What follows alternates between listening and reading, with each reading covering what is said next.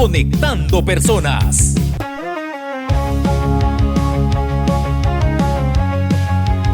Una educación con visión global.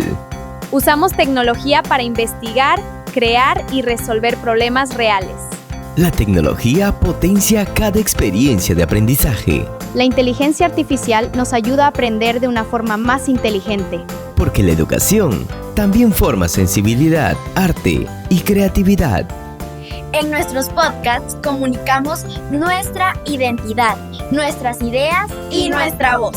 También desarrollamos arte, cultura y creatividad.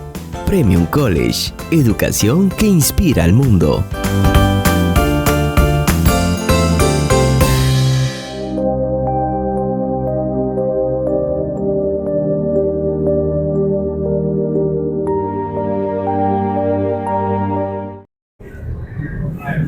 Hola a todos, bienvenidos a nuestra presentación interactiva titulada Ecos de la Selva. Hoy nuestro grupo los va a llevar en un viaje súper genial hacia la Amazonía. Pero no vamos a ver solo árboles o ríos, vamos a descubrir cómo los mitos que nos contaban de chicos se cruzan con la historia del Perú y con las leyes de la física que vemos en el curso de Ciencia y Tecnología. Así que prepárense. Hola con todos, por mi parte yo les traigo las leyendas que se encuentran en los campamentos de la selva profunda. Historias que dan un poquito de miedo, pero que en verdad tienen un mensaje muy importante: aprender a respetar la naturaleza. Hola chicos, en la parte de ciencias sociales vamos a viajar al pasado. Veremos que detrás de estos mitos hay historias reales de exploradores que se perdieron en la selva, mapas que salieron mal y lo difícil que era sobrevivir en esa época. Y a mí me toca la parte de la ciencia. Hola a todos, mi nombre es Diego y hoy vamos a ver qué cosas que parecen mágicas o imposibles en verdad tienen explicaciones físicas súper interesantes, como la temperatura, las fuerzas o el movimiento de los ríos. Genial, para empezar, todos sabemos que la selva es enorme, pero antes de la tecnología, entrar ahí era un reto tremendo. Luana, en los mitos, ¿por qué siempre se dice que la selva tiene sus propias defensas? Es que para la gente de la selva la naturaleza no es algo quieto. Cada rincón del monte o del río tiene su madre o espíritu guardián. Los abuelos dicen que si entras al monte gritando, haciendo destrozos o cazando animales sin necesidad, la selva te castiga haciendo que te pierdas. Y si lo piensas históricamente, en ese medio tenía sentido en los siglos. Los españoles llegaban con ropa súper pesada y armaduras en lugares calurosos, lleno de pantallas que no conocían mosquitos y agua sin purificar. La selva era tan densa que era facilísimo perderse y enfermarse en un par de días. Desde el punto de vista de la biología y la física, la selva es un sistema en competencia constante. Hay tantas plantas y seres vivos compitiendo por la luz del sol y el espacio, que todo se descompone rapidísimo por el calor y la humedad.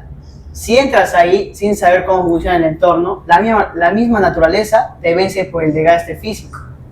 Hablemos de uno de los personajes más famosos de nuestras leyendas, que seguro todos han escuchado en la primaria o en sus casas. Luana, háblanos del Chuyachaki.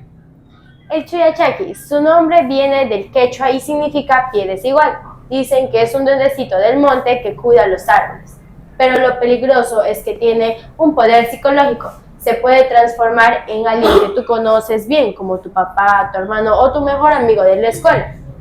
Te aparece entre las plantas y te hace señas para que lo sigas hacia el profundo del monte. ¿Y qué pasa si le haces caso y lo sigues? Te pierdes por completo. Te lleva más y más adentro de la vegetación, hasta que se burla de ti y desaparece, dejándote solo donde todo se ve igual. La única forma de descubrir el engaño es mirar a los pies. Un pie es de humano, pero el otro es diferente, como la pata de un venado o un jaguar. Si notas eso, tienes que gritarle o confrontarlo con fuerza para que se rompa el truco y se vaya. ¡Qué miedo! ¡Cielo! ¿Este mito tiene alguna relación con lo que pasaba en la historia del Perú? Sí, y mucho. Por ejemplo, en la época de la fiebre del caucho, a fines del siglo, mandaba a miles de trabajadores a la selva profunda a buscar árboles para sacar hebre. Trabajaban un montón de horas, estaban mal alimentados y les daba fiebre, como la malaria. Cuando estás tan cansado y enfermo, empiezas a delirar. El mito del Chuyachaki servía como una regla de seguridad en los campamentos, una advertencia para decirles no se separen del grupo porque el cansancio le va a hacer ver espejismo. Exacto. Y en ciencia y teología podemos explicar eso delirio con la física de la percepción. En la selva densa, las copas de los árboles tapan el sol, así que todo se ve con la misma luz difusa. No hay montañas a lo lejos, ni líneas rectas para orientarnos. Todo se ve igual. El cerebro se estresa porque no encuentra puntos de referencia. O sea, que el cerebro nos engaña por estrés. Claro, imagina que estás caminando horas bajo el calor. Estás deshidratado y te baja el azúcar. Tu cerebro empieza a fallar y ocurre un fenómeno llamado pareidolia, que es cuando confundes sombras o formas con rostros conocidos. Si una rama se mueve con el viento y suena como un susurro, tu cerebro asustado piensa que es la voz de tu amigo llamándote. El Chuyachaki es la forma en que los antiguos explican cómo el cerebro falla cuando estamos al límite del cansancio. Es un lugar sin orientación. Pasamos del monte al agua. Los ríos de la selva, como el Amazonas o el Ucayali, son gigantescos. Y el agua también hay leyendas, Luana. Cuéntanos sobre la Yakumama. La Yakumama significa madre del agua. La describen como una serpiente gigantesca, una anaconda de más de 30 metros de largo, con ojos que brillan en el fondo del río. Dicen que cuando se mueve por el agua, tiene tanta fuerza que crea remolinos inmensos y corrientes tan fuertes que se pueden tragar botes enteros con todo y los pescadores. Es una historia genial. Cielo, ¿cómo hacían los antiguos navegantes para lidiar con el peligro de estos ríos? Para los exploradores de antes, navegar en esos ríos era súper peligroso porque en el fondo cambiaba todo el tiempo. Los ríos amazónicos arrastraban toneladas de lodo, islas flotantes de plantas y troncos de árboles enormes caídos que se quedaban atrapados abajo y no se veían simplemente. Si un bote chocaba con un tronco oculto, se rompía y se hundía. Como en esa época no tenían mapas del fondo del río, era normal que pensaran que un monstruo del agua los había jalado. Y la física nos explica perfectamente por qué se unen esos botes. En los ríos grandes, el agua se mueve en lo que llamamos flujo turbulento. Cuando esa corriente tan rápida choca con una roca grande o un hueco profundo, en el fondo el agua empieza a girar rapidísimo, creando un remolino o vórtice. ¿Y el remolino de verdad tiene tanta fuerza física para jalar un bote hacia abajo? Sí, se explica por el principio de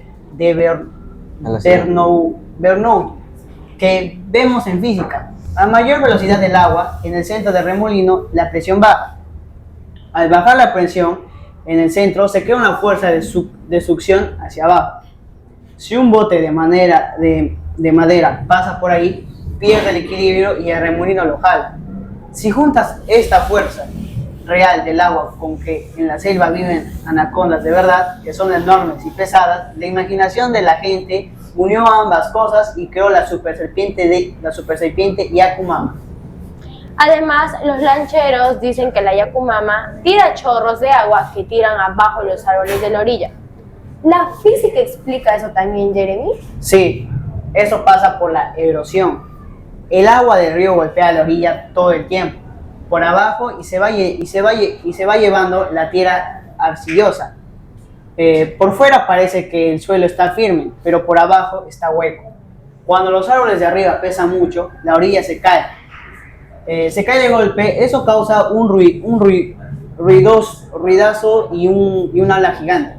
Desde lejos parece que un monstruo tiró los árboles desde el agua, pero en verdad es pura gravedad y erosión de la tierra. ¡Qué interesante! Ahora hagamos un viaje en el tiempo con Cielo. Vamos al año 1541, en la época de la conquista. Hubo hombres que entraron en la selva buscando riquezas. Cuéntanos sobre esa expedición, Cielo.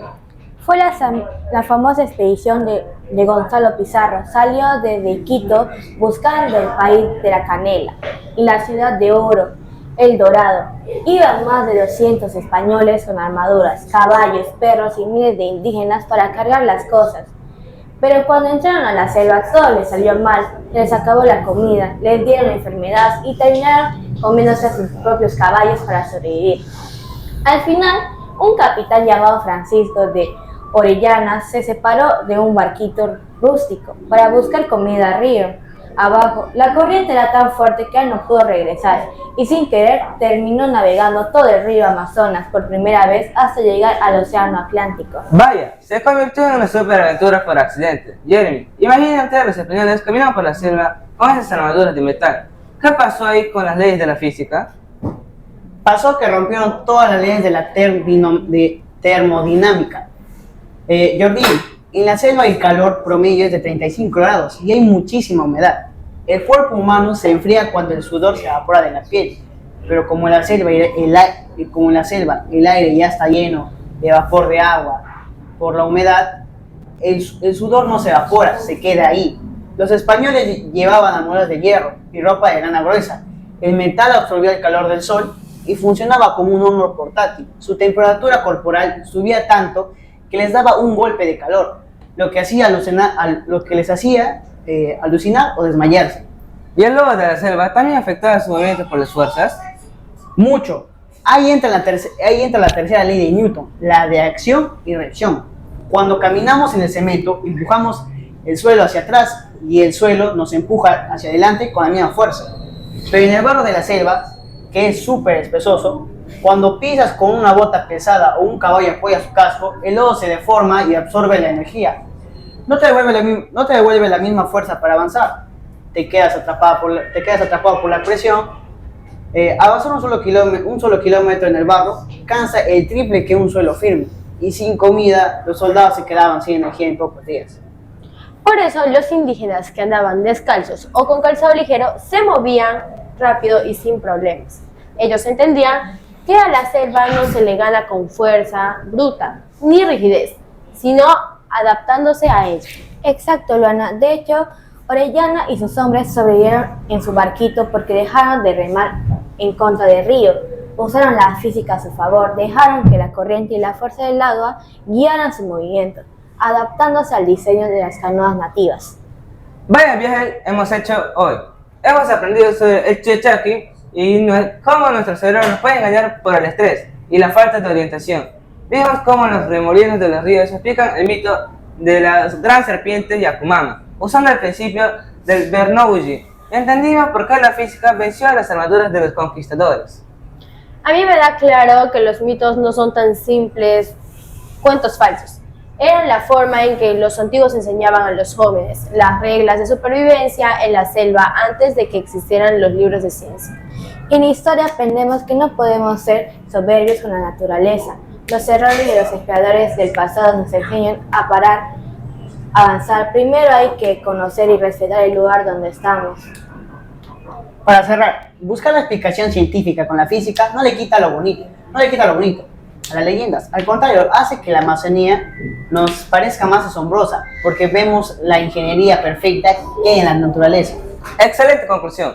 Esperemos que les haya gustado nuestra presentación. Nos enseña que los cursos no están separados: la historia, la literatura de los mitos y la física de las ciencias que se unen en la vida real.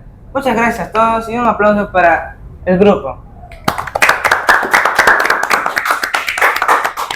Chao. Premium Go, conectando personas.